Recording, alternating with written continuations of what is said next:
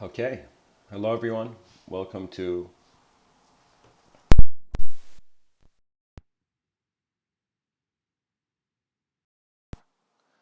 Hello, everyone. Welcome to tonight's episode. The thoughts arose in my mind, so I felt like I should speak about it. I wanted to speak about how there will come a point in the evolution of the human vision that, in some sense, the self has to be treated beyond the limited dimensions of image that it gets. What that means is similar to the flatlanders. If there was a two-dimensional kind of world, all those two-dimensional beings, if we suddenly put a cube on that flatland, we would see that the cube is a three-dimensional phenomenon. So for the two-dimensional creatures, it's always like it's like, whoa, a square appeared out of nowhere. Do you know, for the two-dimensional beings? But the three-dimensional beings have a further explanation. So I am suggesting that at some point the species is reaching a point where it's wondering about the image of self, and it's beginning to realize it's as if, just like the cube, that the ego is like the two-dimensional um, connection. Do you see what I mean? That cube touching the 2D plane is that square that forms on that 2D plane is like the ego. And what the self is more multidimensional than perhaps fathomable. Now, I've looked at philosophy, and I've noticed something that many philosophers, and of course it's kind of like a for not forbidden, but like it's a strange thing that many philosophers had many opinions, many ideas projected in this world. However, language could not be scrutinized. That means the paintbrush used to paint cannot be pointed to.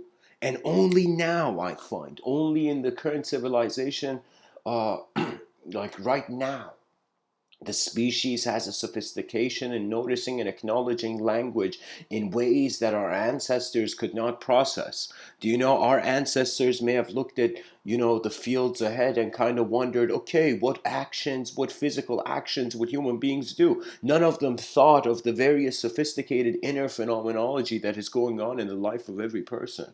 Your life has a visible side and an invisible side, there is a shadow and there is a light, and any person who avoids this dichotomy has not looked at this world good enough. That you can go into the most utopic vision and you'll suddenly see a crack of chaos in the greatest order, and you will go to the greatest chaos, you will go into the most chaotic, only to see that there's a crack of order, and suddenly recognizing the simultaneity of the nature of how the experiencer in the moment has divided into an objective and subjective self.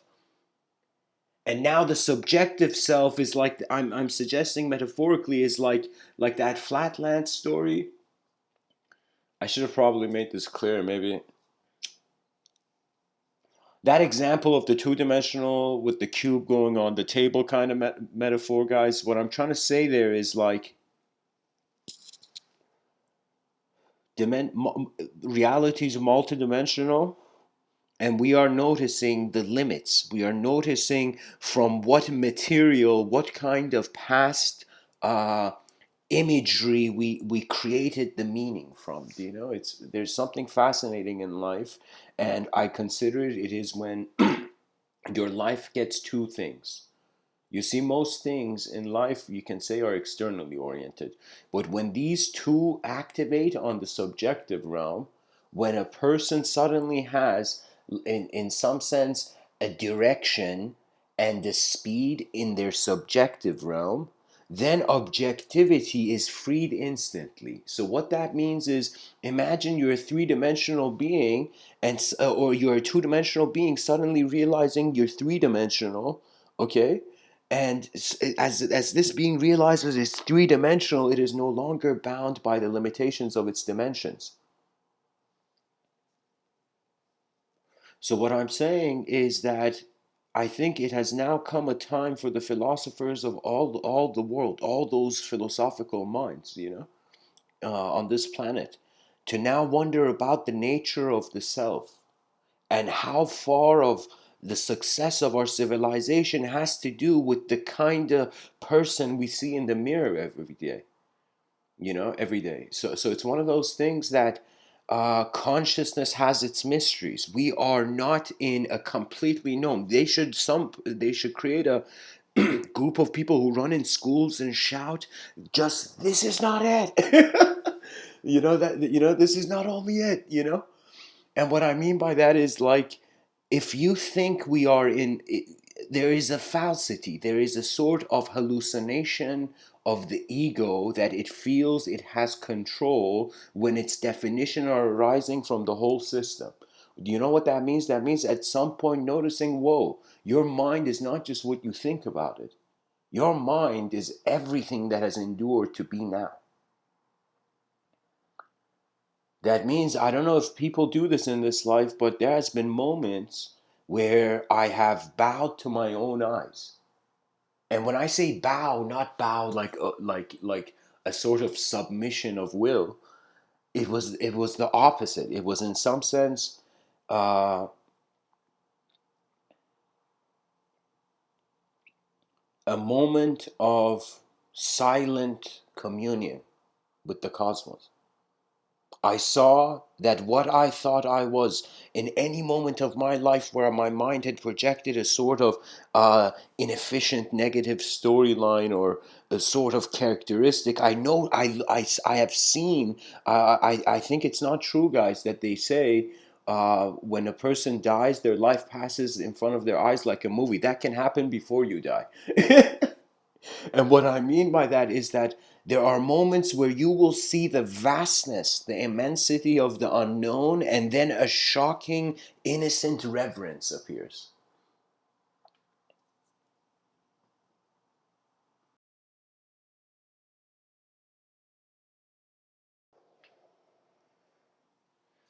When the self evolves beyond image, that means for the first time human beings have nothing to identify each other than how their attention moves their willingness. These are, in some sense, how advanced civilizations occur. They have jumps. They jump from inefficiency to efficiency.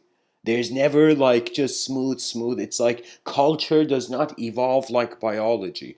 What is man made must be moved by the hands of man. Do you see?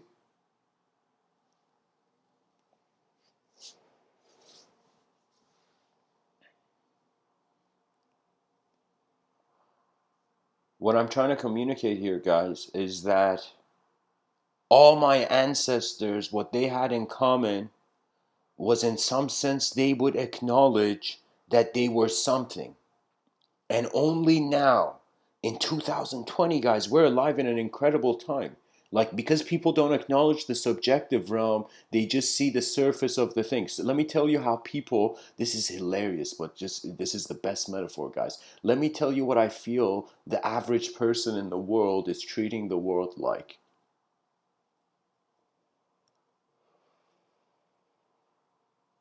The statement may be bold. Warning.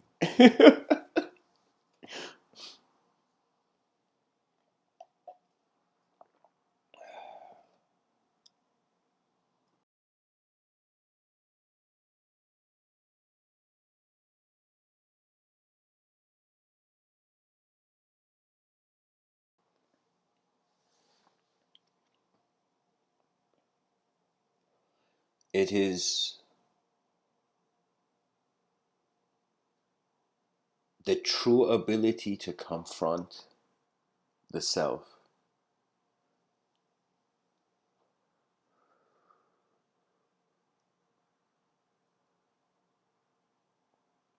Subjective associations are the bridge to our inner realm. Without language, the many of the mind's movements will be invisible. So at least our species has developed language. Okay, and so I consider language as a technology, but I notice most fellow human beings on the planet treated language as them. They feel that when a person tells them something, that the words that that person's saying is it has to change their reality. You see, only when you know your reality, that's when you can know your imagination, I find. You have to look at it. Many things in life, it doesn't have to do about knowledge. It's just the courage to keep your eyes open.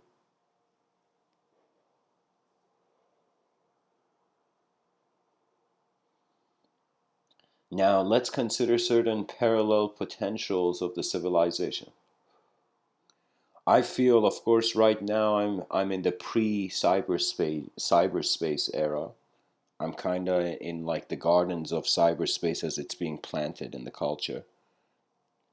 And so what it is my mind has a habit, guys, that it overwhelms me with the extreme. So it surprises me with the extreme. So what does that mean? That means when the mind has gone into, in some sense, the flames of inefficiency, it suddenly feels the cool winds of clarity simultaneously. The moment my mind has gone into the most heavenliest option, then it's in that moment I see the chaos. So the thing is that as long as you act as the individual consciousness cannot have freedom from its environment because it is defined by its environment. What is happening is a metamorphosis of attention simply existing in only objective phenomena, now existing in subjective phenomena, now realizing subjective, behind the eyes of every human being. Um, this is kind of like a coin flip, but I'm leaning to one side, and that's that behind our eyes we are not separate. Actually, we are the mask. The human civilization is a sort of mask the planetary intelligence is wearing. Do you see?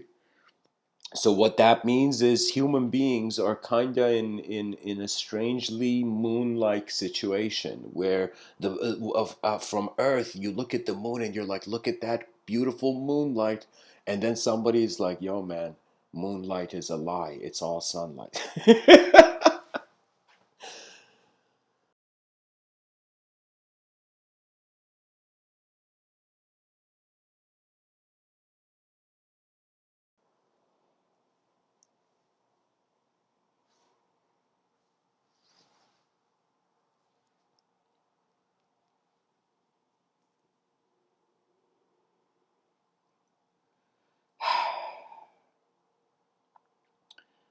Technology arises, if consciousness is seen as a program, it's going to be we're going to wonder about if this program could continue through a technological body.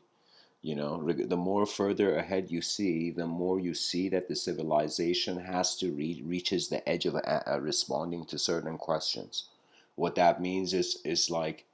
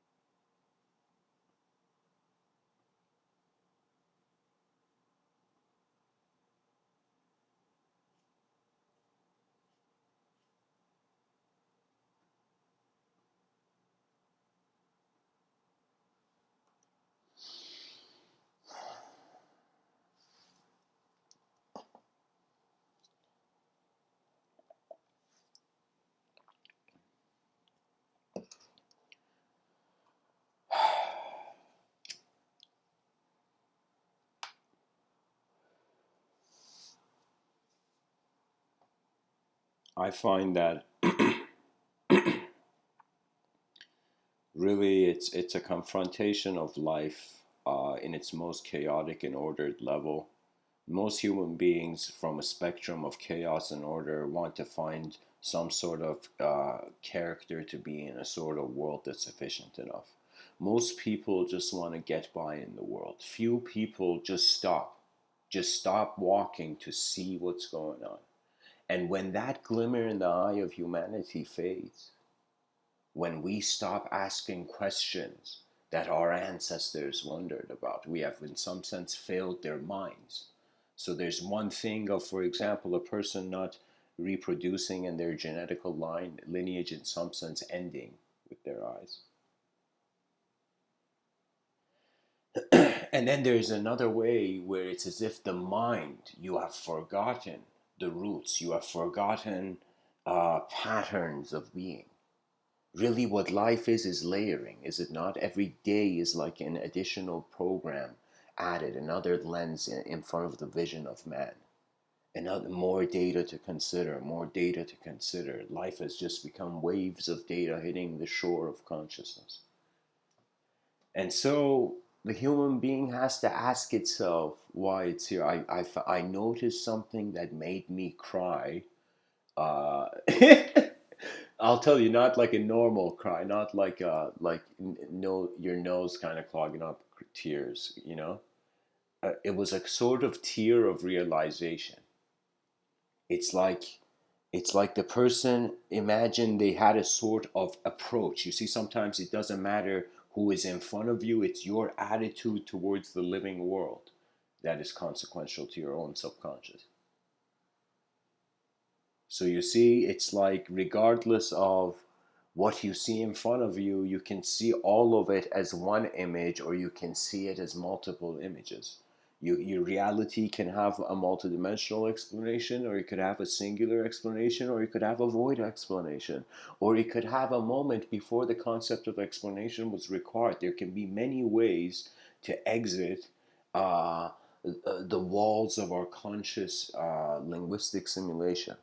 But the thing is, for me, I realized something, that because it's harder for things to get built, like a building takes years to build, a good building, but in one day it can be demolished, maybe 2 days. And so, what does that mean? That means as I have opened my eyes, I suddenly realized there was no being guilty of where my mind had ended up. That was a sort of strange independence, as if the person is looking for heaven, but they don't find heaven, but they find a freedom, as if they were in heaven, it would be a sort of freedom. So what I mean by that is it's like an inner permission. You see, most people are waiting for either the externality to move first or internality. Those people who are bored on this planet, they're waiting for internality to move. That means they will, anything exciting will call them, will call to them, will pull them. There's a sort of a magnetic relationship of knowledge with the unknown. What knows its environment and wonders about it gets automatically pulled to where the next wave of exploration is intended for. It's about conscious existence, yet at the same time, it's like, what's the value? So, it's strange. It's as if, like, we human beings, sometimes often the mysteries of our existence, this was something that people have to understand, how sometimes science retaliates towards 6th century narratives, is that in some sense it re-identifies the meaning of things. You see, it's always the new experience updates the rest. So it's like, it doesn't matter what that person said. Like, you see this in this whole political correctness phenomenon that's going on in media, and it's kind of strange, guys. I'm like, what is this? People saying things naturally in their natural state and then getting shunned, and then coming and saying, apologizing. I'm not saying about people who do things that are really bad, but I'm saying, like, language wise, it's like political correctness is a symptom. It's like an apocalyptic symptom of the true nature. That means the natural self is being lost through incredible discrimination, as if the moral action is take occupying the lifetime. Sometimes you got to ask yourself, are my emotions leading this moment? Is the objective moment leading this moment, or is my subjective realm leading the moment? Anything that's your subjective realm is inspired, that means it's your intuition or vision or imagination or kind of memory or whatever. Like, your that attention that moves through thoughts that exist as the moment. What I'm saying is, like, attention, once understood, it can be navigated, right? So most people feel like, I am not, I have, of course, a person cannot, the brain chemistry is different every day. So even if a person repeats the same thing, they don't mean it ever in the same way. Sometimes language gets lost, and certain things said in a certain moment, it's as if it's like a candle that had a glow and the candle extinguishes. Certain memories in my life I have forgotten, but I have not forgotten the emotions those memories gave. Do you know? I have a strange, I consider it like an emotional memory. Since my childhood, it's like every environment I would go to, my feelings would somehow be some sort of pattern of familiarity. Do you know what that means? That means it's like some people think it's about survival of the fittest, so they think it's about strength. Most people on this planet, I'm not joking, if you ask them what success is to them, it's just them. It's like a stronger self of them, version of them. We're living in a society where we reward strength and not realize that it is only from our learning, looking at our weaknesses, that we get stronger. The idea is not that don't there's no such thing as failure. The idea is just like, okay, failure came, what next?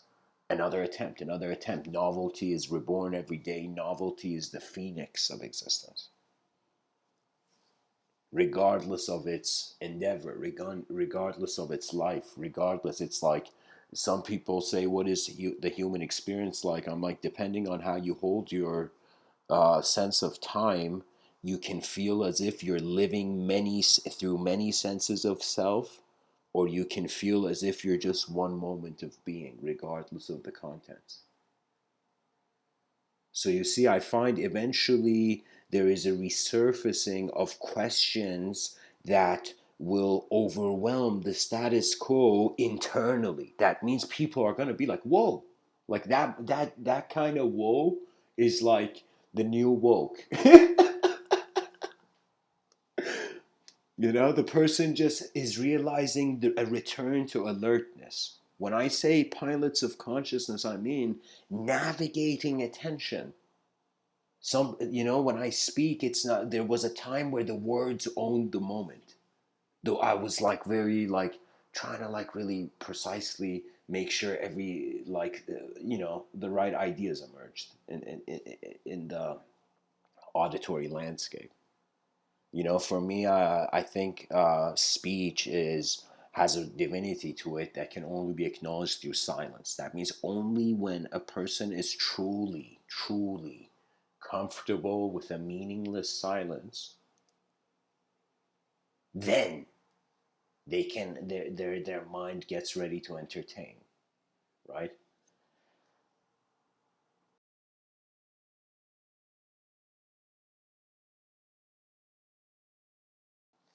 Now we have to consider something that, of course,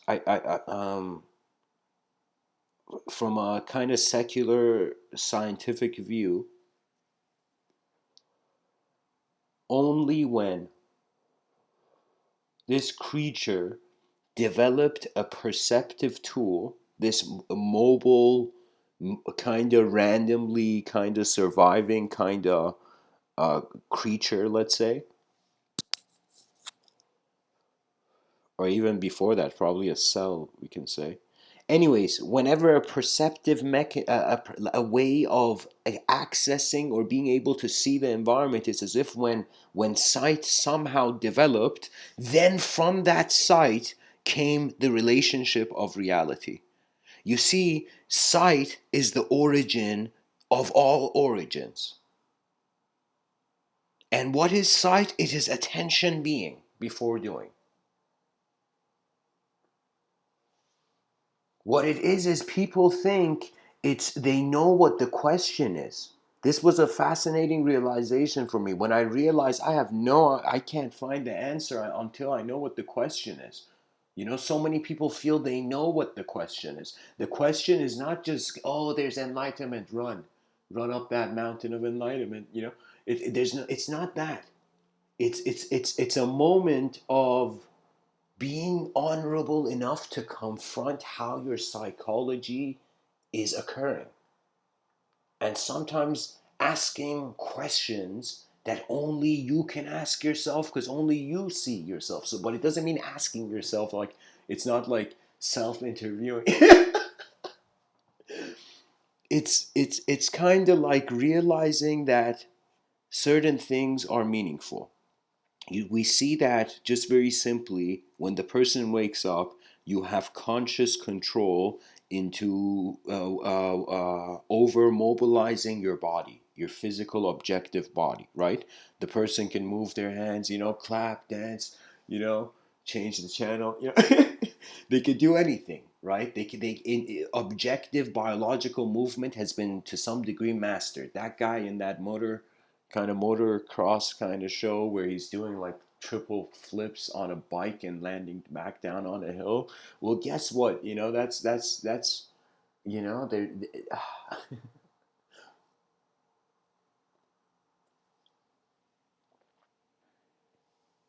I think it's about when you're comfortable enough, you'll just be ready. And readiness doesn't mean you will have the answers. I think never in a changing world we can have one sort of theory for all of it. Like, isn't that wouldn't that be a bit too kind of ambitious to put the whole cosmos in a sentence?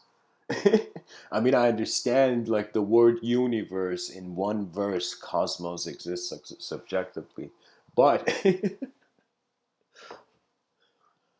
the sensitivity to one's intelligence, it's like you gotta. Oh, okay, here, this is what I was saying. When this phenomena of nature suddenly attained a view where it could have perceive, then at some point memory began, and memory accumulated to such a degree that means it's like perceptions were recorded, and imagine it's like the first efforts for a neural kind of phenomenology. Do you know?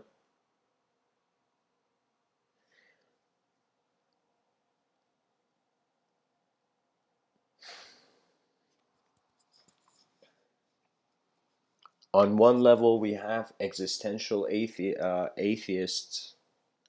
For example, Jean-Paul Sartre, in some sense, declaring war on this separation between the essence and the surface. Do you see?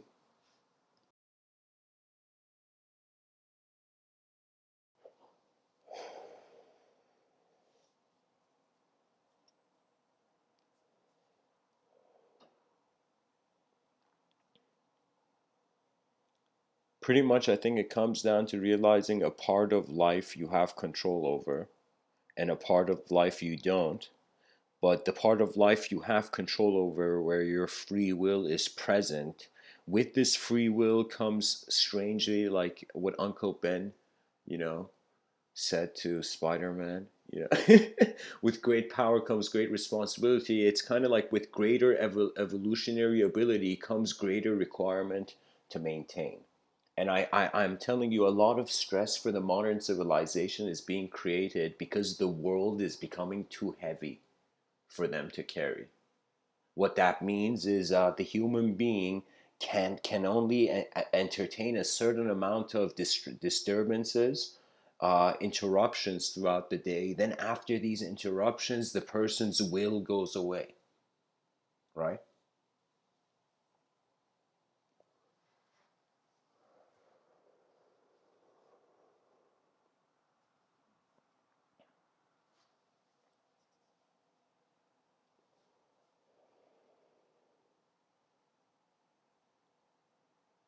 I find an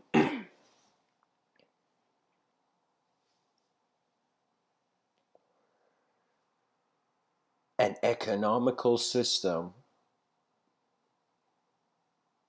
is denying the authentic search for the advancement of education and knowledge. Let me tell you why. Because our economy and our educational systems were in survival games, and the educational system lost that survival game.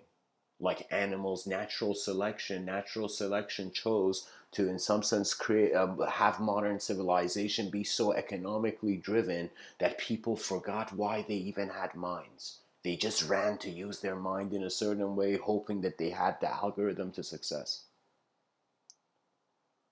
There's many ways the world can be entertained. I have lived in moments where I have felt my eyes were never closed. It's as if I felt I was never alive or born. I like the moment has always been the moment. It's like, what else can I do? It was like, but there have been also moments where I have literally like in some sense seen myself in my mind turn into ash. My mind has entertained many moments of my own disappearance, and after some point you you realize the immensity of the subjective realm. What it is, the subjective realm, is that based on how much we, like, every person's attention is divided in many dimensions. What does that mean? That means it's like the person has to be considerate of multiple things that are bringing meaning and value to the moment. As one lives in the system, they become interconnected. Anything you touch, you in some sense strangely become a part of. And what does that mean? That means the image of that phenomenology has been accessed by your conscious sphere. That means on some level, look at people on the street not having a sphere around them, having a sphere around them. And if they have seen more than their own eyes, you'll see if that person is standing out of their sphere or they're standing right in the center of their sphere. Do you know certain esoteric thought and wisdom traditions? They not only acknowledge the soul, they had this kind of attitude where they're like, okay, the proper way to be a soul in a body is not to be in the body, walk beside it, so you're observant as the whole moment as your body moves. Like, do you believe, like, in certain esoteric thought, it was like not only considered that there is an attention in the body, but then attention that doesn't have to be in the body, as if they're saying the best way to handle your body is to be out of it, to be outside of it. And I thought of, okay, metaphor, and of course geometry is like a hidden language of my soul. So I will always use references, geometric references, but I'll say it like this, like um,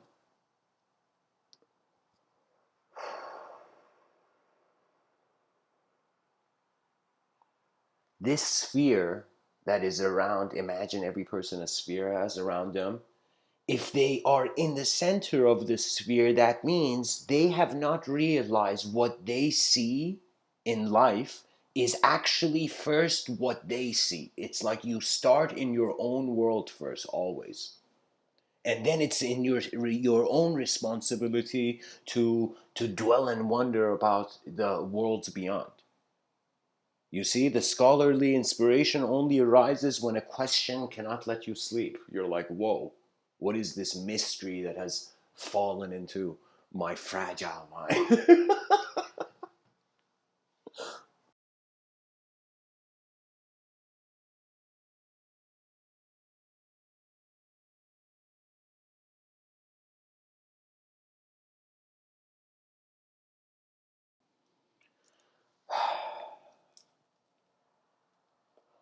A person who can see beyond how they are a linguistic projection to themselves, they will suddenly find that with its strange detachment from subjective phenomena as being them, they become observant of emotions.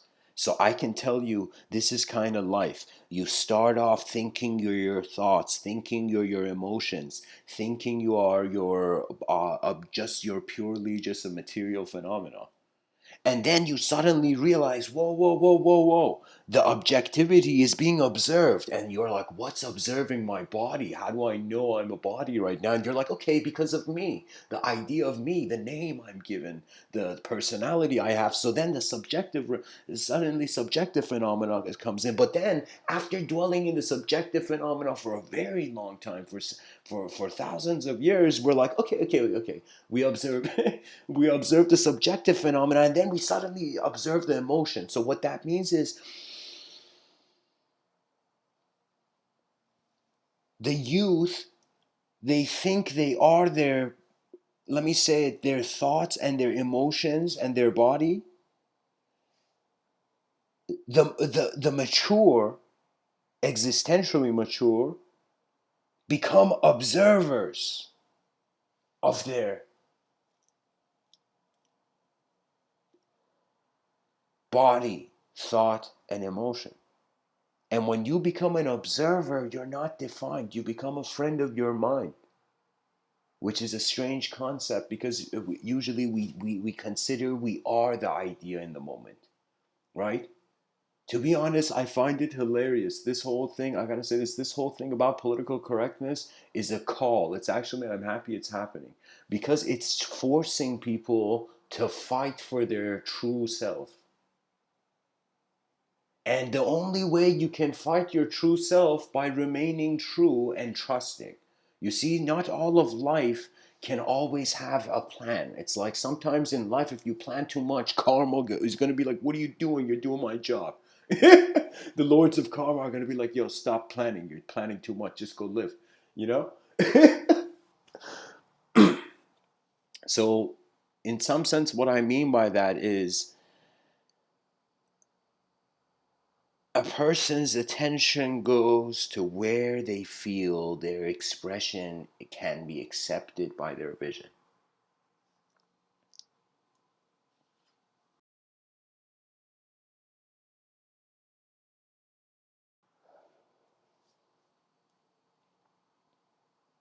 We have to consider the subjective realm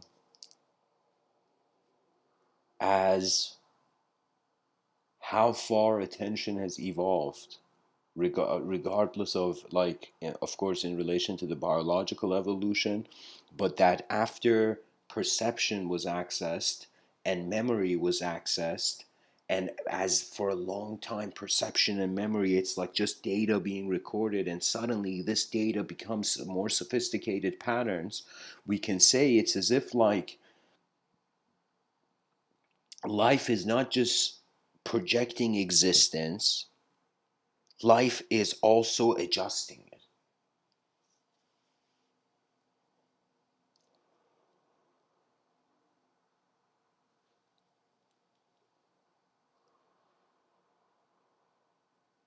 The more the person observes what I this is, I believe, how you kind of, the mystical Rubik's cube is solved, that the person begins to notice certain patterns of universal expression. That means certain things that you have blamed the external or the other or whatever, do you know, suddenly you take full responsibility for the mind that is illuminating the moment. The mind is like a candle lit in a dark room. The dark room is the vast edges of space, and the light is how consciousness is like, whoa, what's going on?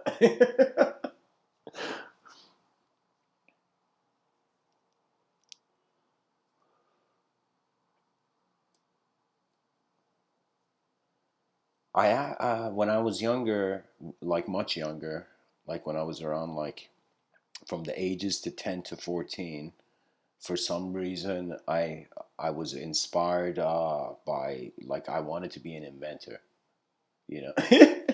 My life took me a totally different direction, but like I at that time I wanted to be an inventor, and I remember wondering and fathoming what's the coolest invention that could be made. And I remember I didn't have the answer at that age. Just the question arose. But then years later I realized it's the invention that can make endless inventions. So man's pursuit of anything is to make it resourceful to himself. So if man finds infinity, he will use infinity as a resource. So a lot of people don't know this, but in some documentaries of Nikola Tesla, this dude was wondering, was his explorations were trying to take him to a point where he could find a way that to solve the world's energy problems. That means his mind was trying to bring a sort of infinite power to the world. His efforts.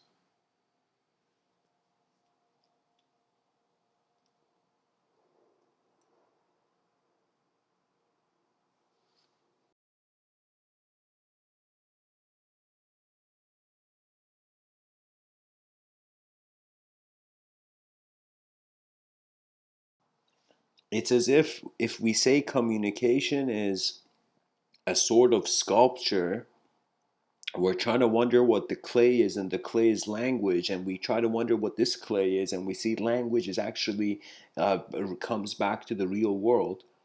Do you see, to the objective world? So it's an image.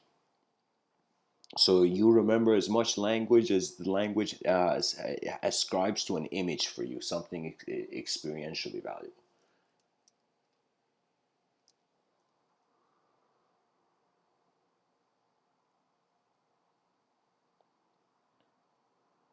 Just to fathom as a human being a self beyond image, it you know why it's like we have there's certain limits to this kind of thinking.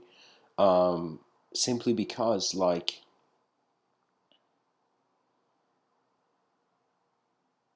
think of it this way, that language is a mask you wear, and when you wear this mask, it's in some sense kind of like a lens.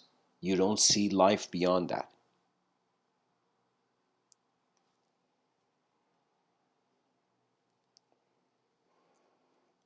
You know, when Buddha was under a tree and he suddenly opened his eyes and he had the enlightening vision, he was liberated.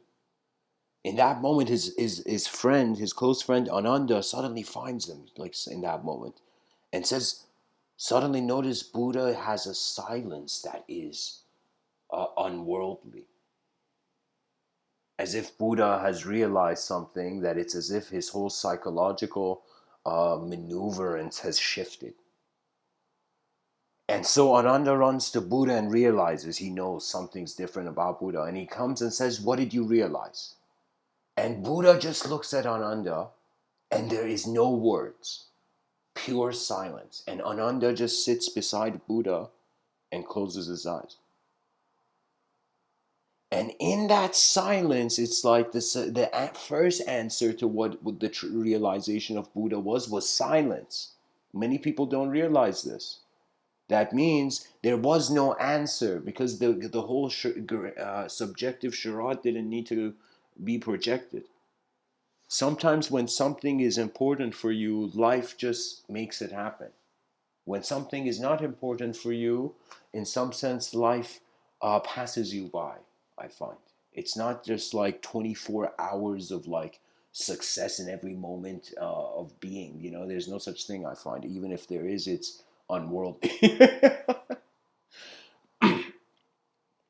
It's unnatural. But I'm saying it's like you look at the chaos and you're like, oh, chaos is there. Okay. And then you look at the order and you're like, oh, order is there too. Okay. And then you're like, what else is here? And then you realize the novelty of the moment to re-evoke the story. Advanced communication is a concept that I kind of suggest, where the being learns from how the intelligence is occurring. It's like a candle suddenly caring for how, which way it's flickering, wondering why it's flickering, you know. So what happens is, eventually, when a person wonders about the unknown dimensions of knowledge, life is going to do two options. Either if they're too egotistic, it'll reject them, or it will show them something. That means you cannot go into a store, and like you have to buy a gift. You don't know what the perfect gift is. Time is short. You got to go to that gathering. And so you're like, okay, this one store decides the destiny of this gift. And so you're in there and you try to see what the options are, right? We are creatures that are being aware of our subjective self. And when we realize it is transitory, then the relationship becomes more experiential. Then we suddenly understand why the shamans could speak to the plants, why the natives, in some sense, uh, could howl with the wolves.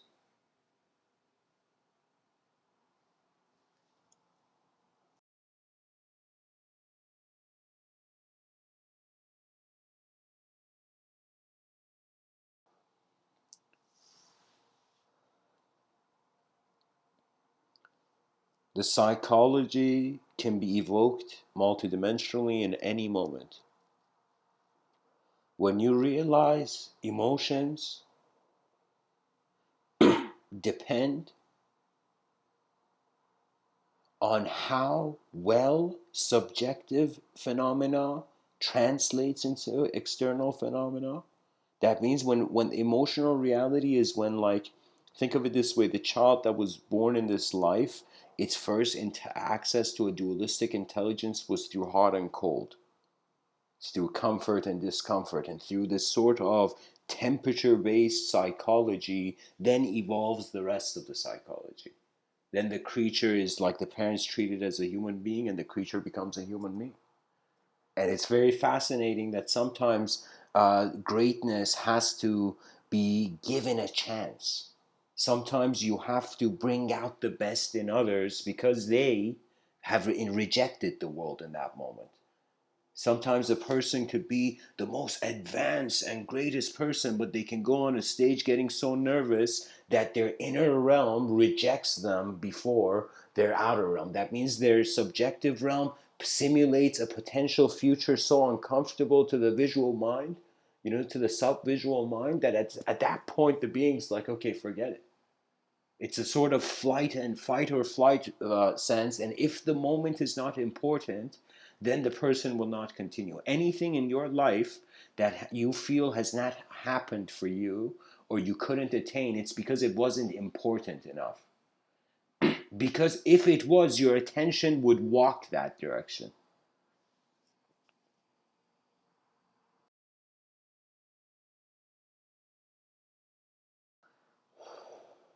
Okay, guys, my attention has come to the chat section. So, Ivan says the fully actualized self gives access to more data than is contained in the brain. I think the fully actualized self, if it is fully actualized, is not condition based. It's like an unconditional. So it doesn't matter if it existed here on some alien planet in the past or in the future or in a high class, low class, whatever kind of box you want to put the human being in. Regardless, it's as if there are certain things that are like, it's like the universe is speaking before our minds are. We have opened our eyes in a universal sector. Sometimes I read some, like some, let's say, some some turbulence happens through my day. Something upsets me. Okay, and in that moment, I stand and I'm like, what do I do? Like I'm upset about my own psychology in that moment. And you know what happens? I just realize I'm a consciousness that after like 4 billion years has emerged and is in such an unknown mystery that it's like, even if I had a complaint over this world, it's like it's too mysterious. It's like, what are we gonna do about that? you know?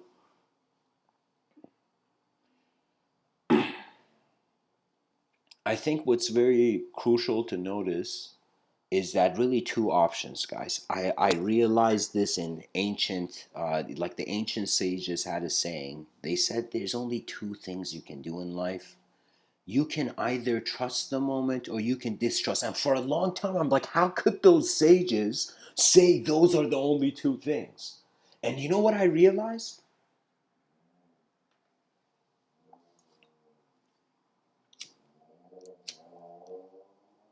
Because the trust part is the free will, and the distrust is the unknown will. If we say our free will is our consciousness, then the unconscious will always look like the unknown will to us. That means it's like the religious man having the archetype of a creator, with that can explain everything. It's like, why is the sun there? The creator put it there. Why is this tree bark looking like this? The creator did it. Everything. So in some sense, it's a self-explanation. It's an ostrich who has put its head in a story, not realizing God did not create clones. God created humans. If the religious Abrahamic simulation of reality is entertained. For me personally, guys, if you're wondering from which angle my true personal self is saying, is I entertain language. For me, I don't, if people tell me what is the truth, I'm like, the truth is not in language. Language is always a finger pointing to the stars. Some people can always get caught looking at the finger, and some people look at the stars. They're like, whoa, you know? Knowledge is not per se a shape to hold forever. Sometimes when you see, okay, maybe I'm going too astray.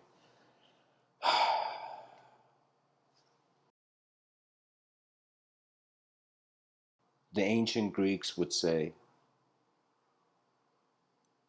to tame the savageness of man and make gentler the life of this world. What that means is the free will is freaking out objectively because it has to survive, and subjectively it's freaking out because it's reacting to a possibility that it's all empty. So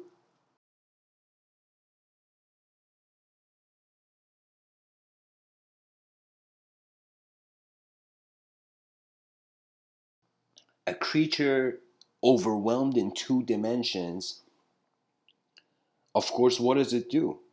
Your free will either moves or the world moves you. You move the world or the world moves you.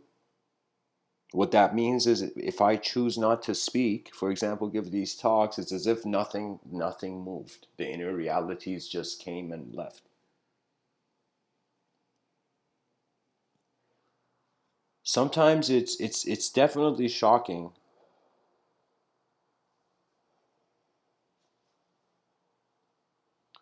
to realize when others lie to a person. Someone you trusted lies to you. It's even more shocking to realize you have lied to yourself. Those are like the most shocking lies, you know? And those shocking lies, those lies to yourself meant that your emotions are keeping your subjective phenomena rather than your actual witnessing presence of the moment. That means it's like, you know what happens when the body becomes too turbulent? The being functions as a subjective phenomenon. The subjective phenomenon lingers, but the subjective phenomenon knows that it is hollow then. So what that means is attention has to be liberated out of a sort of dualistic bound psychology. That's the evolution of language. That's when we reach a point where philosophers will be like, okay, how are we beings that are being more than what we're being, you know? Because really image rules the world, guys. You know, the film industry, um, billions move in the veins of the film industry, and so it's like a very interesting situation that we have a fascination with image, and our sensory perception is defining our wants and needs. But I find eventually we will wonder about yeah, where do individual objective conscious creatures have to go, right? So you see, it's like either you trust the moment. What that means is, regardless of what's there, you're like, all right, this is how life is happening in this universal sector. But then you wonder about the free will's involvement. You wonder, okay, what is this mystery that on a rock in the middle of nowhere, 8 billion creatures suddenly open their eyes temporarily and wonder why they're here? What is this? What is this? I wondered this at such a depth, guys, and I realized that it's as if we're so fascinated with what's on the island, not realizing we are on an island in a cosmic scale. So what really this means is that eventually an interstellar civilization is going to pop the interest. And so what that means is, imagine the world feeling we're going to get doomed because of our technological misuse, suddenly realizing now something else has arose. Galactic visions. What that means is where no longer the branches of knowledge are continue the war of language. Suddenly minds realize they're temporary opportunities.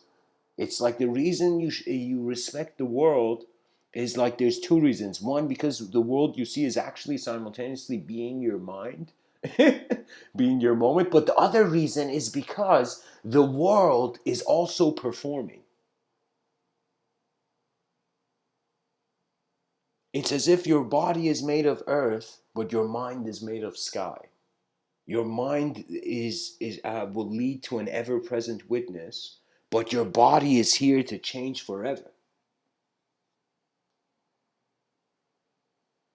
And so imagine a civilization. Imagine we become such an advanced species that in our educational systems, young children are being trusted and are being given the hardest challenges, you know? And the young child may go to the teacher and be like, why are you giving these hard problems to the world's hardest problems to us at a young age?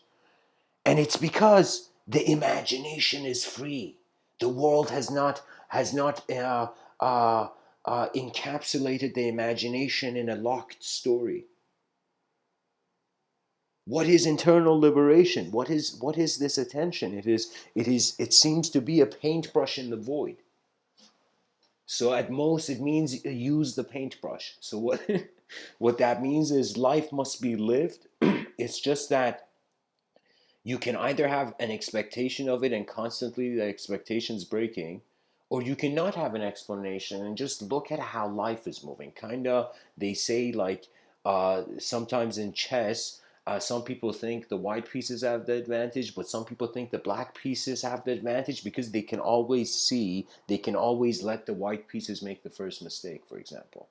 Chess is, of course, a kind of battle up the hill. Like the center of the chessboard is like the top of the hill, and whoever conquers it wins. Yeah.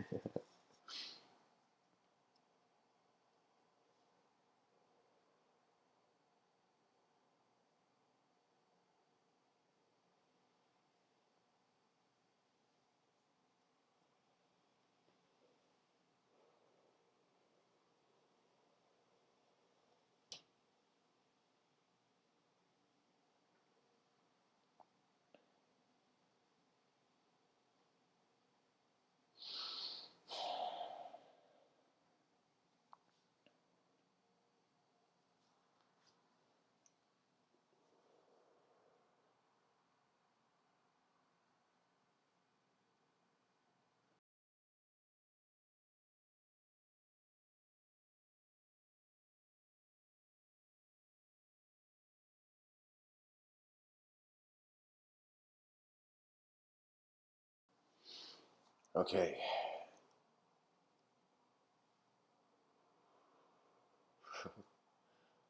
All right, guys. I'm gonna somehow continue, but I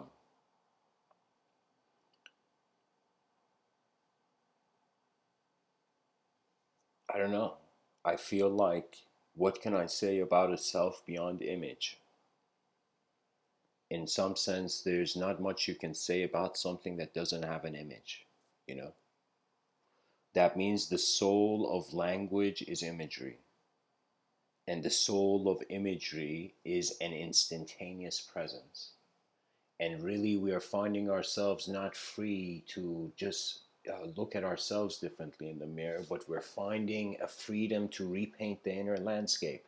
So it's kind of like, oh, I kind of remember a point I wanted to make earlier, that it's like this evolution into the free will. That's the trust the sage is talking about. So it's as if you have a unique pair of eyes that are once in a lifetime. Do you know? Like the civilization is not conscious because it is not valuing the human mind as the greatest resource. It is valuing an objective phenomena as a resource. And this is, we are missing out on how, in some sense, action can replace currency. That imagine a civilization that it was so advanced and kind that only through the elegance of communication, do you see, actions replaced. It's as if Anything that any person on earth cannot do, somebody else can do. This is the truth. And so now imagine a collective communities evolving. I kind of see like, all right, you can imagine back in the day, French Revolution kind of level of stuff, you know, people in towns kind of being like, what is this? And they're just like running in the streets, and in some sense, for the first time, the power of an idea moving groups of people. Do you know? Even though in regards to the social structure it was seen as like, what are these are not like these are not well kind of presented citizens, they're rebels, do you see? But what was fascinating about the rebel was that life had reached a point where it had become more important. And always in history the winner is decided by who in the moment finds that the continuity of the moment is more important. So this was the inner battle that warriors, in some sense, through just looking at each other's gaze, like how their eyes were looking at the moment, they would know who would win, who would lose from the beginning. Because one would see have such an importance that in their reality, even though they may, who knows what will happen, but in their vision they become unbeatable due to the importance of their moment. Kind of, you see this in parental love, whether it's in our species or other species, whether it's like a baby cub or a baby human. Do you know, at some point, the lioness runs in roaring, defending its own kind. And so what it is people trust their own creation, similar to how people trust their own family. So what that means is, in order to have a collective civilization to trust, people have to have a creative engagement with a sort of civilization. Do you know? Really, on some level, everything is entertainment. This is not a hedonistic kind of desire-born thought I'm saying. It's just that phenomenology occurs and meaning can be ascribed to it. That means you can go through the worst experience, and afterwards you can just totally be shattered internally, psychologically, but in some sense your mind has at least seen what is the value of the experience, you know so it's like, there's so many people on this planet where they go through intense experiences, and then they get kind of pulled internally, blaming themselves. That blame is only liberated if more of a long term, the person just thinks a bit more deeper and longer about who they are through a spectrum of time. The longer anything that its value increases, you can say has more of an influence on the conscious activity.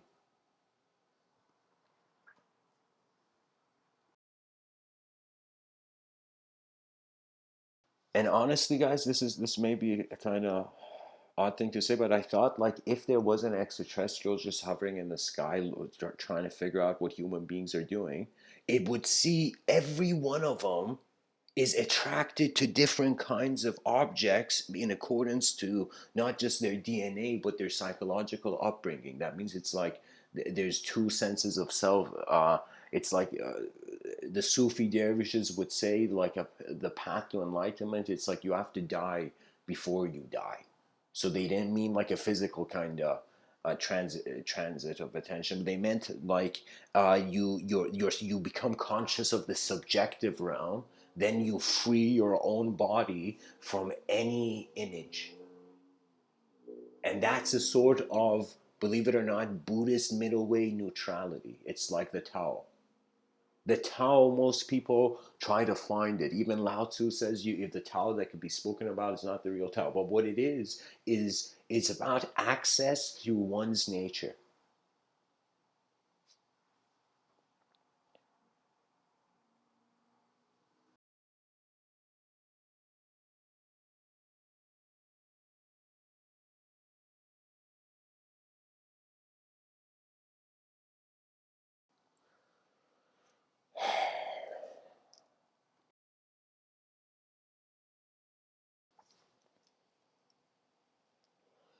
I'm going to share a story, but I'm going to keep the source of the story ambiguous. But I just want to just share the story. There was this sage, very enlightened and silent sage.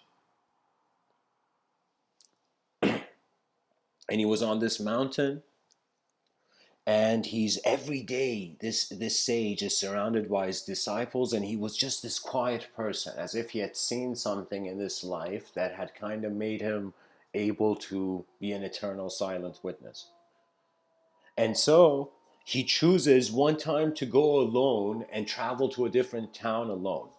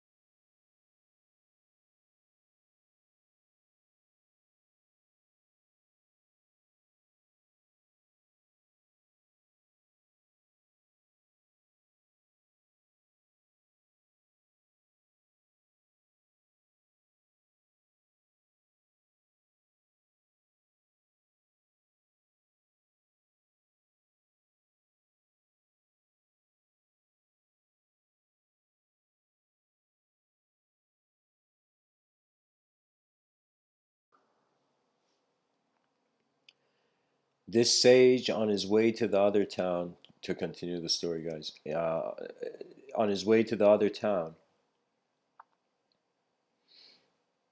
he finds a tree that is dry, and he chooses to lean back. This enlightened, silent, some people call the guy the incarnation of silence. You know, this silent, enlightened guy kind of leans against this tree, and he closes his eyes, and he suddenly wakes up, and his eyes open, and he sees his eyes, because he's leaning on the tree, his eyes see the branches, and he strangely sees the tree has like blossomed. The tree that was dry when he slept, he woke up, it had blossomed, and suddenly he notices in front of him there's like a group of people, a group of random people that have come up to him, and that are all like together, kind of just staring at him. And Shira is silent, and suddenly, one by one, the people introduce themselves as the gods of the various lokas. I think I gave away who but anyways, so they see it's like the gods of different heavens had come through various humans to meet this guy, to meet this sage. And the gods compliment him and say, "You have a strange silence. You have a silence that we have never seen before, because the human mind is so showered in chaotic noise." And the gods had come to a person who was silent enough before the sound had to be a sort of structured meaning.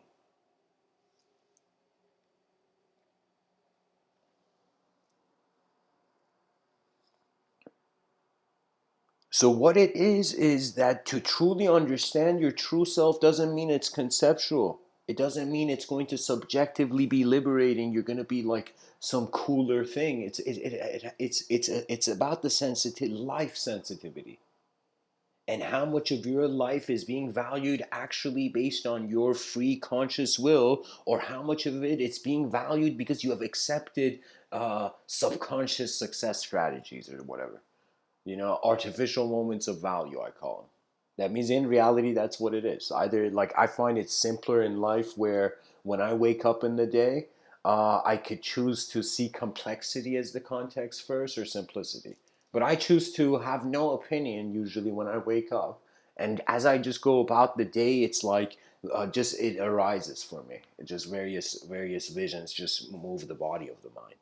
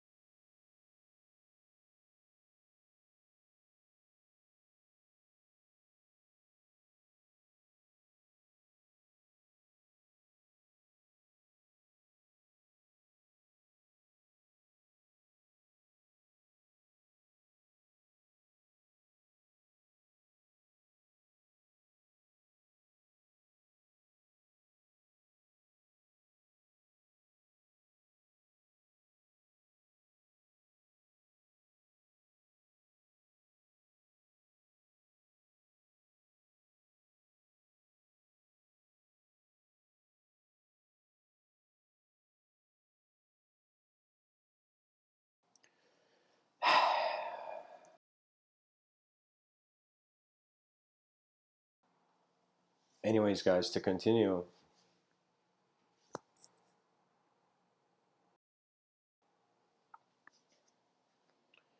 really what it is human beings, based on their energy levels, based on their psychological stability, you know, based on their emotional stability, they project various thoughts in the moment that kind of are the main concept, as if you're the main character in your own story of consciousness.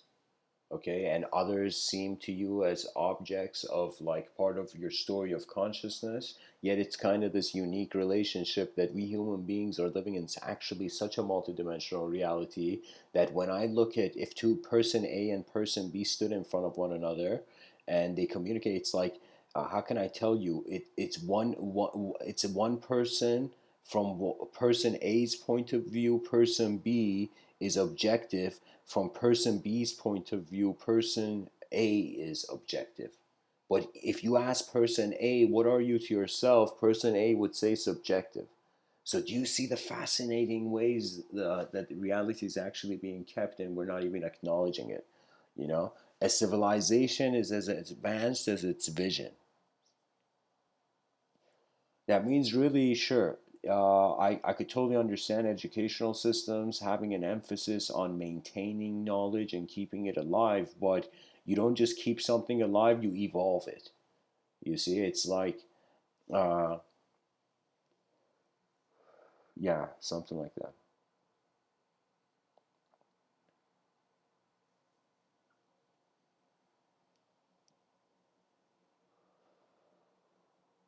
I kind of find it, this is what it is. It's like an attention in a moment. This is what the human experience is. It's attention in a moment.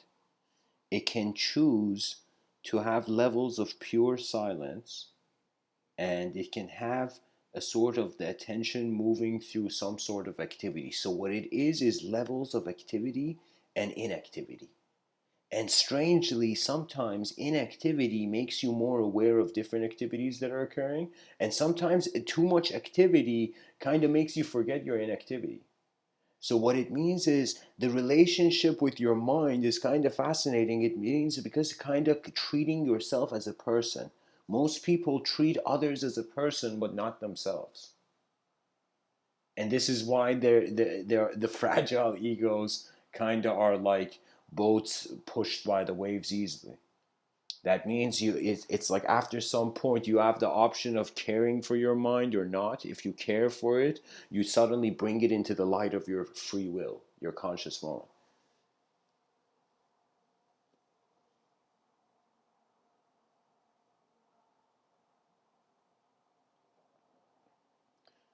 Guys, I gotta say, when I'm reading the comments, and I'm incredibly impressed, and these are some next level kind of comments, guys.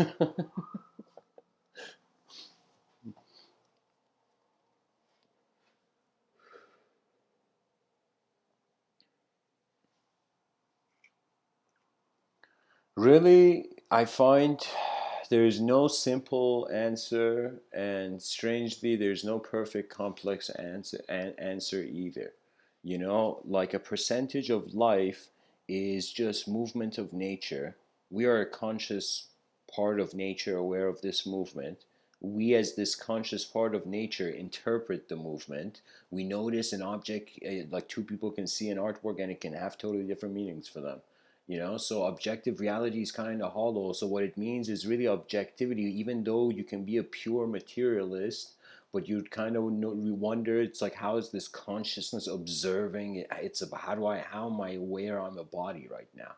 You know, so like so that question really is like, the materiality exists to have the subjective exist. So in some sense there's a recognition, rather than it's just a purely objective being shifting into a pure mind subjective phenomena. It's kind of like the objective realm cannot exist without the subjective realm.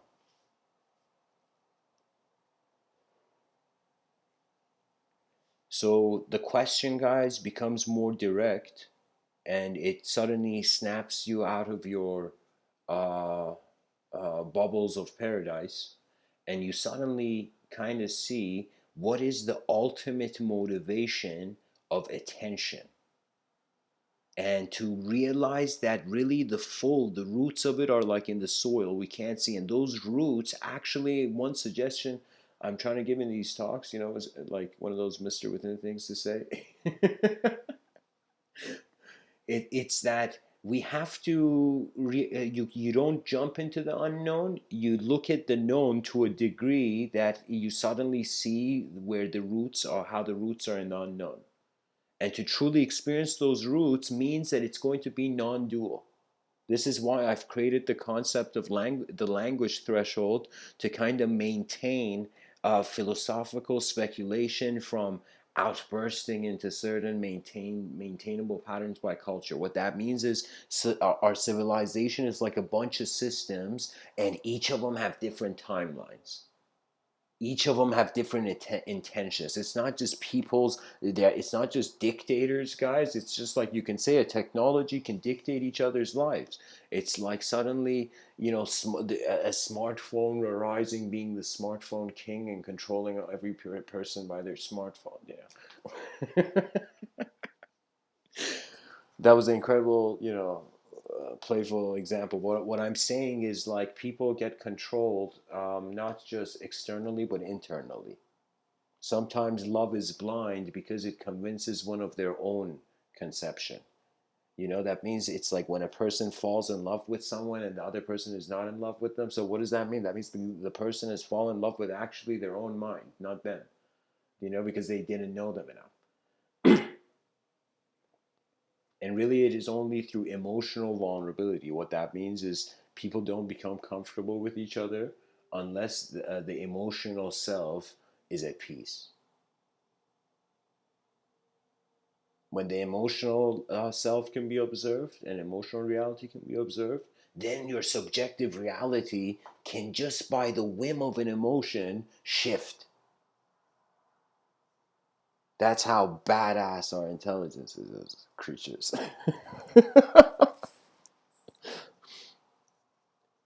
Okay, for a second I thought this was on mute.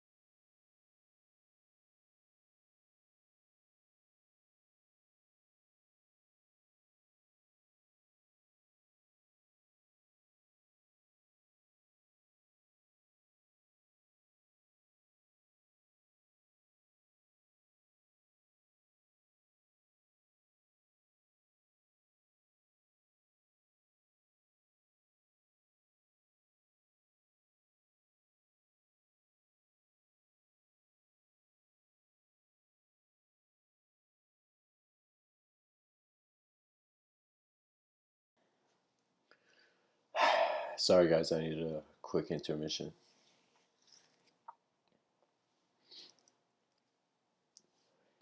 Sometimes I notice that, like, life can take you to crossroads, and there was a guy named Robert Frost, this poet. He said, I don't know, he came to a crossroad and he took the path less traveled by, and people thought it was like, whoa, like that's so deep. And then they told him, he's like, no man, I just said I actually took the path less traveled by. Like he was reporting like a scientist, but people saw the great poetic depth in his words.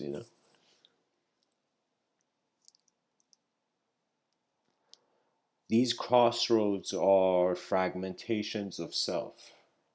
And imagine all the relationships you as a human being have been in with other human beings, and the moments you've shared with those human beings is like fragments of yourself that has remained to them. Do you know? For example, it's like a mother and a son. For example, the son is with the mother, and then the son leaves for a long time. and then comes back, and the mother totally sees a different being, but also sees the same being there as well. Do you see? And so, really, a lot of life, the person just has to be mindful that their emotions should not too much break uh, the archetypes that are alive as them in other people's minds. And it's of course inevitable because everybody changes, but it's just that the value of the attention. I asked myself, like, I was thinking about the film industry, and I'm like, what are all these filmmakers doing? What are they trying to show? And I realized like a percentage of them are trying to show what's behind their eyes. A percentage of them are trying to show what's in front of their eyes. And a percentage of them are kind of like in between. And you can say a percentage of them are just micro zooming in and zooming out in certain dimensions. But inevitably, it's actually where the interest of the human being goes. I sometimes see like this whole thing with Disney Plus and Netflix, like they're at some sort of market war. And I was thinking how hilarious that most people will just be fascinated to see something new. And so it's really, we have this incredible creative kind of look at how many artists there are on the planet. However, our media is limited to just the same stories repeating. There is always a sort of, I don't want to say sacrifice, but a cost to innovation. That means the inventor had to use material from its environment to invent something. That material each had a cost, and the aligning of all those dimensions emerged as an efficient one. So sometimes, it's about the dimensions you entertain, uh, the moments where you feel the self is kind of like multidimensional, the moments where you feel it's just a single solo, you're at oneness everywhere, yay. And there are moments where you even feel you're the emptiness and looking at the singular, and then you feel you're just pure the emptiness, and then you're just at some point, it's like it's no longer a conceivable game. It's no longer a truth, is no longer a conception at that point. It has become a raw experiential momentum with an inert design, with the inner direction.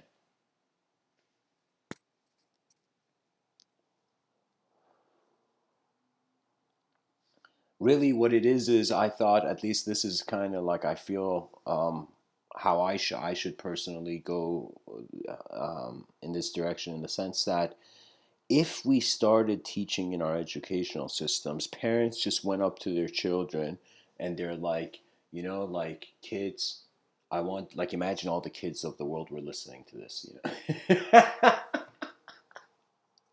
the parents go to the kids, and they're like, kids, I want to talk to you about your subjective realm. And it's not that you just have to do your chores, the parent is saying to the kid, and you don't have to just do your chores. You, in some sense, have to also be responsible for the thoughts that arise and the thoughts you act upon and the various ways that you're just aware how your mind is occurring. You see?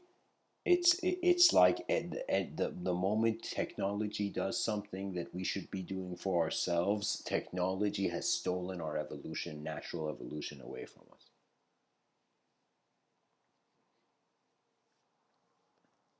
That means technology sometimes gave answers so ahead of its time that people back in that time didn't need to ask questions anymore. You know, a new toy had disrupted the natural flow of an evolving species.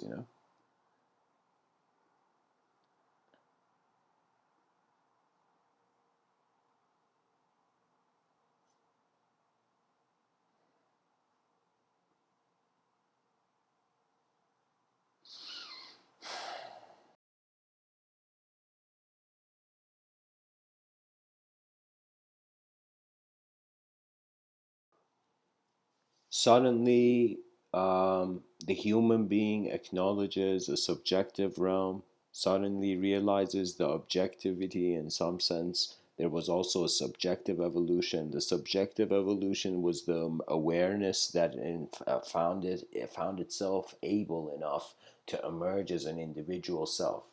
And regardless of who you are on this planet, if you are individualized as a consciousness, and strangely you are an alter of your own attention, that's when true meditation begins. When the eyes no longer lie to themselves. And so it's an internal liberation, an observance, a pure observance of your objective realm. It's as if you forgive every shape that has ever manifested in your conscious vision. You release the world from you, the self, and you, in some sense, release the world from the self.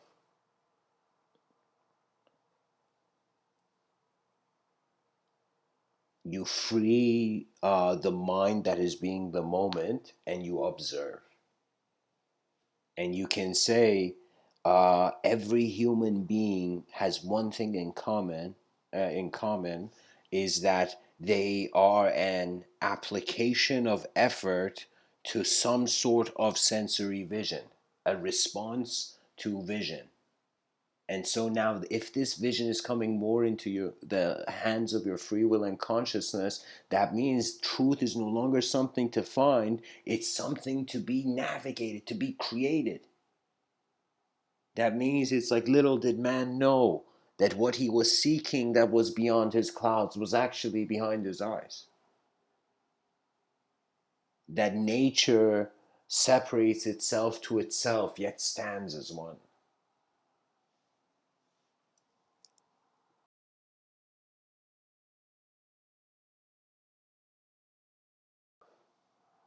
People begin wondering about how thought is being thought. And even if we need to have that word, sometimes culture makes a big deal about that, about language, and sometimes you cultural programs, I call them. That means how the human psychology, based on its cultural existence, it is alive. Culture is like a membership in a club. Behaviorally, though.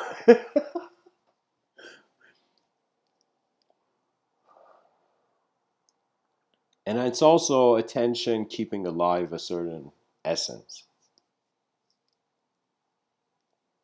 But what it is we are not just studying the objective self. We're not just studying the subjective self. We're not just studying the emotional self. We are realizing the free will is the freedom that it brings forth discipline. So you're the pilot. That's kind of one of those, like, that one of those moments where you see the inevitability of the conditional and the dependent. So you realize that's when your mind truly activates, when you believe in or not. This is strange to say, but when you depend on no one experientially. Do you know what that means?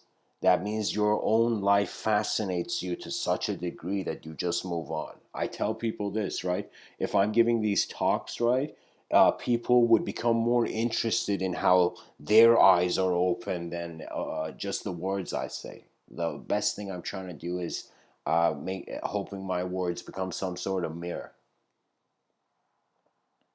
Because Galileo even said it. He said, like, there's nothing to kind of teach. It's like it's kind of like Galileo said, like, you can't teach anyone anything. You can only make them realize it within themselves. What does that mean? That means your eyes have to open before any the story of any eye open. The story of any other moment of intelligence is as important. It's like the person doesn't feel they are. If the person is waiting for the environment to value them, then that's kind of like slow psychological evolution. But if their free will moves them, then they will find themselves in modes of activation. The mind, intelligence, people think it's just about accumulation of patterns, consciousness, the various patterns.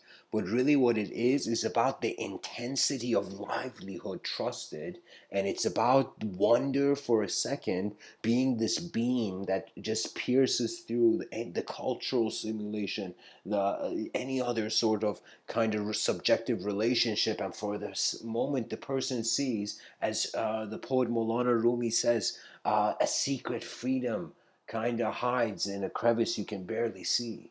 And what that means is there is suddenly a crack.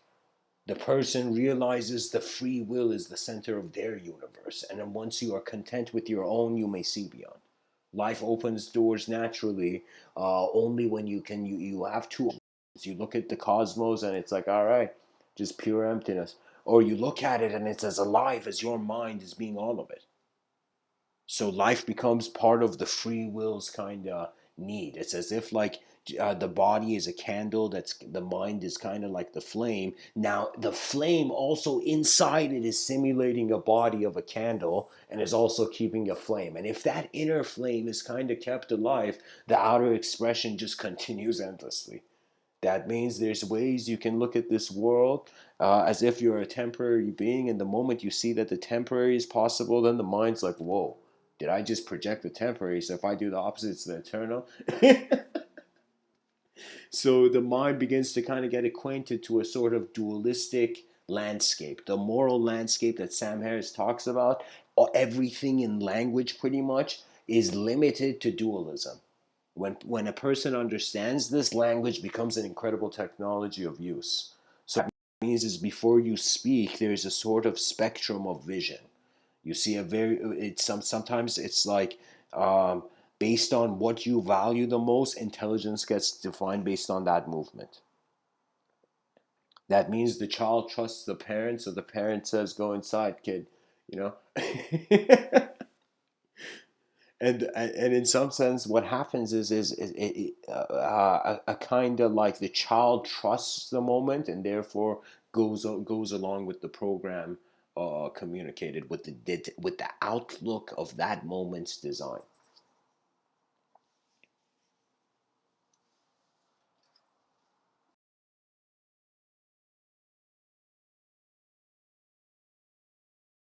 Because it's a very common phenomena to see faces in the clouds, it seems so common that movies depict it. And so, if a person's mind has an ability to look at a cloud and see a face, well, guess what? Do you know? You can animate subjectivity in the same way. You can make thoughts be you. But in some sense, thoughts can be treated like subjects. Like how do we treat objects? Like a person holds an object forever, right? You know? So similarly, you don't hold a thought forever. You don't have to constantly have a sort of moral hamster loop of judgment going on. You know, the mind can also initiate universes of freedom. That means it's like, as Maria Shiva would say, create each day anew. The world is becoming such a globalized place. What does that mean? That means the expressions of the minds of humans are becoming more significant to humans. And so a sort of internal rebellion. And what that is the true it's as if we have the audacity as a species to be like, okay, this is what we consider the status quo, this is what we consider normal. Now, anything that we consider imagination or subjectivity or something that maybe is not is subjectively significant, we have to at least bring that all that data and record it. What that means is, imagine going into a library, and this library is a book of every human being's imagination, or how they at least experience their imagination, and somehow wanted to communicate that every person should at least write one book, one good book of what kind of life they lived, what they saw, the various ways their kind of soul embodied the moment. Do you see? And then, as you write that book and you give it to the civilization, as if here, let the words of one mind echo further than the body. The body returns to nature, but what your mind can generate for you can contribute to your civilization even Like it just think of it like we're still talking about Socrates. Like Socrates was definitely, he immortalized himself in our in history, at least till this point.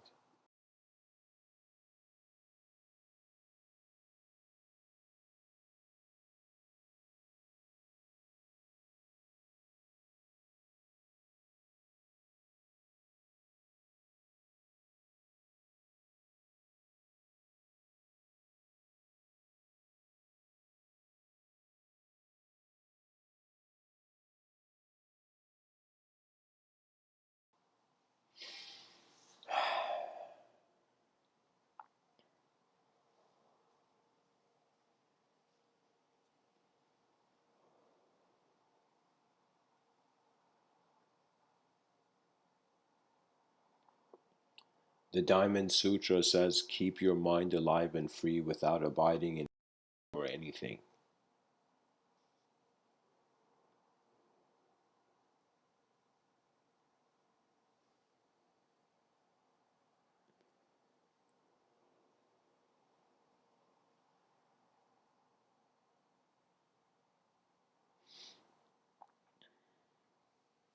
Kinda even in Christianity, Christ is said to be in the world but not of it. Just thinking about that is very kind of interesting.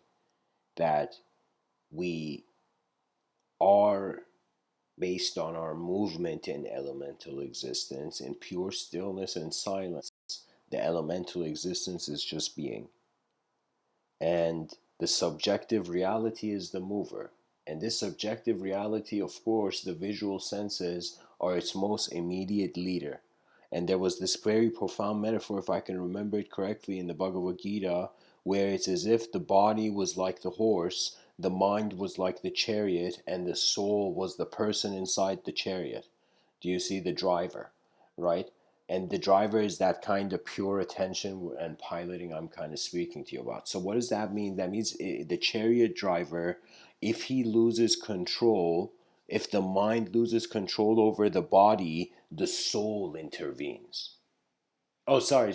Let me. I remembered the metaphor properly. For the horses are the material existence. The chariot driver is the mind. The person inside the chariot is the soul. And this is the exact thing I wanted to say. Okay, I remembered it right now. So this metaphor, I'm pretty sure it comes from the Bhagavad Gita. And this metaphor is so profound, guys, because think about it. If the chariot driver, which is the mind, loses control of the body, for example, many human beings in third world countries where they do not have the privilege of modern civilization. So they, in some sense, you can kind of see the body, the horses are let loose. It's the person is such a mode of suffering and economical loop of trying to just survive that they don't have time to even wonder about the mind that can be uh, God given or man discovered, you know?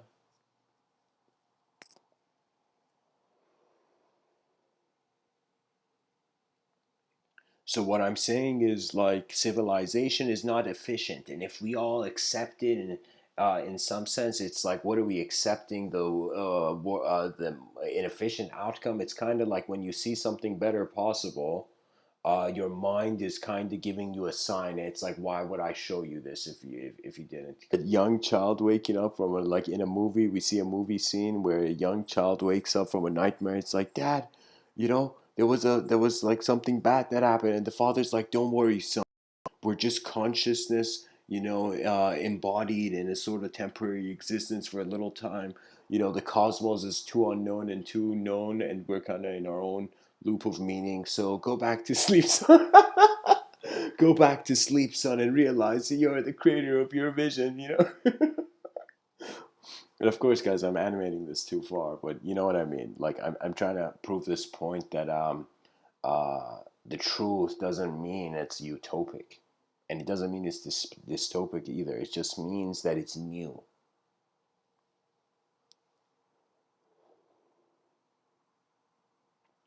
So this kind of chariot relationship is, if the person loses control of their body, chemically or non-chemically, or stress, based on stress, a person can lose control of their body, or even emotionally, emotional turbulence can make a person lose control of their body. So all these are there, but I'm saying the chariot driver, if he's messing up, at some point the person in the chariot, the soul, is going to be like, yo, mind, what are you doing? The soul intervenes. Okay, and so that soul, ancient traditions painted it in the light of a unified oneness that is neither made or destroyed. It is the presence of all presences. So call it God or call it energy everywhere. I don't know. There's many ways we can talk about it. But what I'm saying is the soul comes in, right? Now I find it, imagine this chariot metaphor. I'm just going to call it chariot metaphor, guys. This is a very significant metaphor, and I'm just so happy I remembered it. Just hang in there.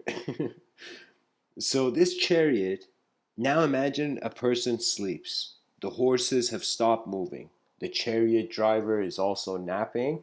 Or if the person is having a dream, the chariot driver goes inside the chariot and has a conversation with the soul, which is a dream. You can say in moments when the chariot driver loses control, let's say the chariot driver passes out, suddenly the soul comes in to hold the body.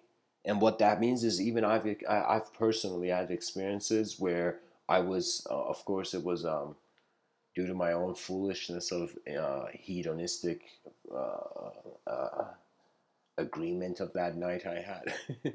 I pretty much drank too much to a point where there was, the consciousness was narrowing. I could just experience the moment as just a kind of narrowing of attention. And in that moment, I could, for a moment, I don't know, for a second, I just had no opinion on the moment, and I could just feel my whole embodiment, my whole body suddenly move with a different trust and knowing. Do you know? And for a second, it was like an attributeless, efficient occurrence. Do you know? And it was a sort of, for me, that was a sort of divine subjective weather. You know?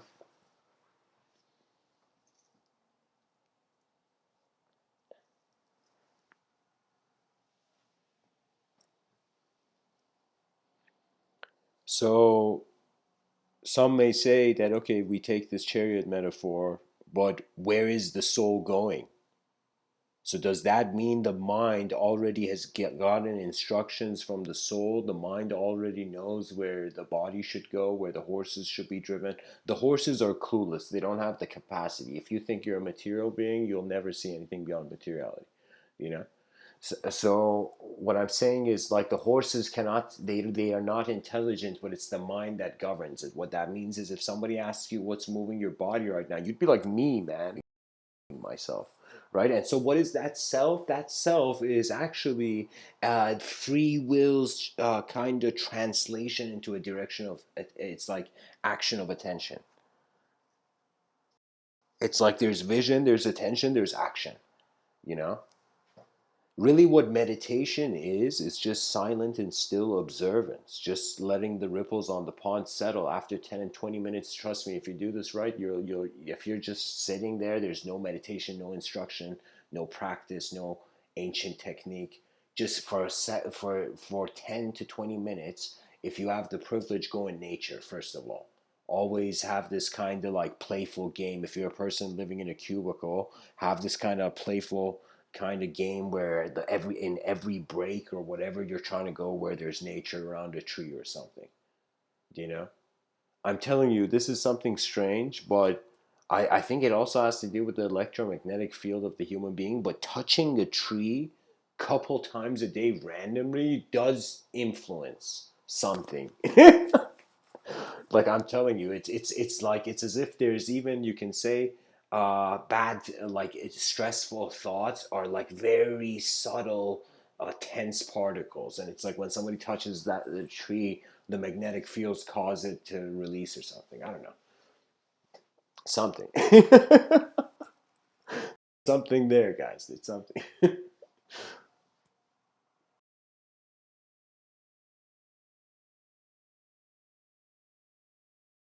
For me, truly in 2015, I felt I saw the chariot driver of my mind, and that chariot driver was not a shape, was not a story. It was literally a field of intelligence that was moving.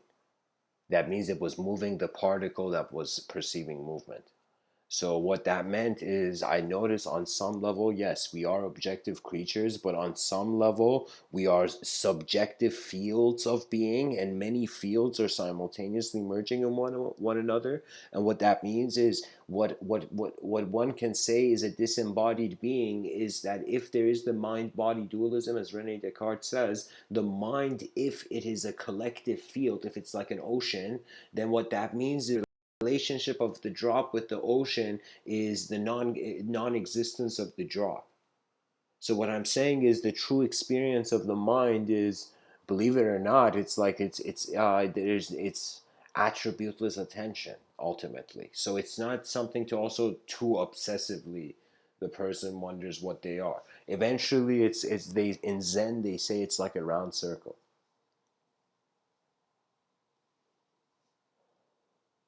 There is a return. In this kind of meme, I saw this kind of cartoon. It's not. It wasn't a cartoon. It was like this hand drawn kind of cartoon, uh, comic kind of strip. Some that pretty much it was showing this guy who was in a city. He had a suit and kind of glasses and like you're seeing a working man. And the next scene you see him, he's gone to India, and he has a huge beard and he's changed his clothing into traditional clothing and he's just walking up this mountain. He has a stick in his hand and he goes and suddenly in the title that comic strip it was like that was I don't remember the guy's name, let's call him Bob. So like it was like that's when Bob found his real self, his true self. And inside the cave of this mountain this guy climbed in the picture was himself with the suit and the briefcase. Do you know? He realized what he was running away from was not an external thing, was an internal thing. And in your inner realms can always be rekindled. Pretty much think of it this way: whether you like it or not, after many days of sleeping and waking up, it's pretty much like a refresh um, kind of button pressed on the browser of life. You know what I mean? Like things refresh in value during time. That's why they say time heals like the wounds of the heart. You know.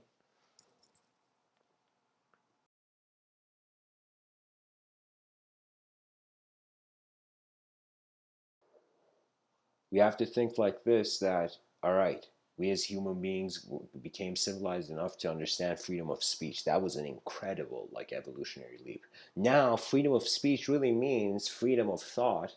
Thought is really actually a linguistic kind of relationship of a set of images.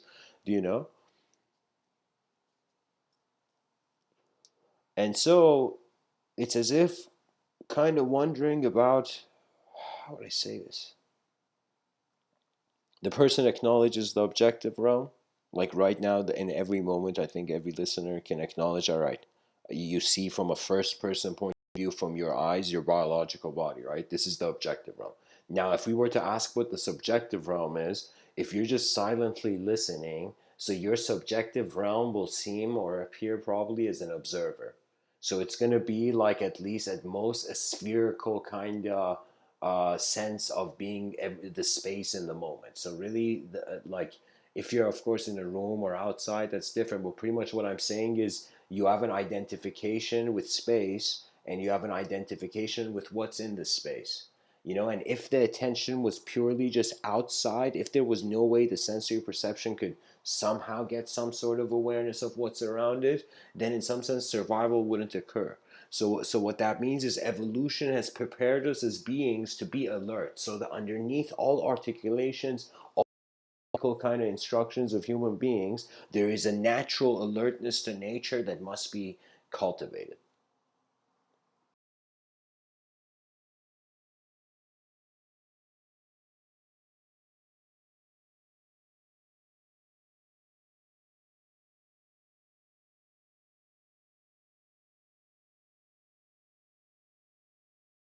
So, anyways, guys, thanks for tuning in. Uh, I hope this talk was helpful.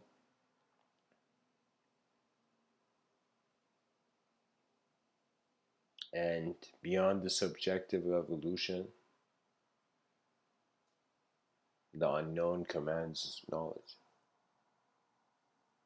That's nature's supremacy.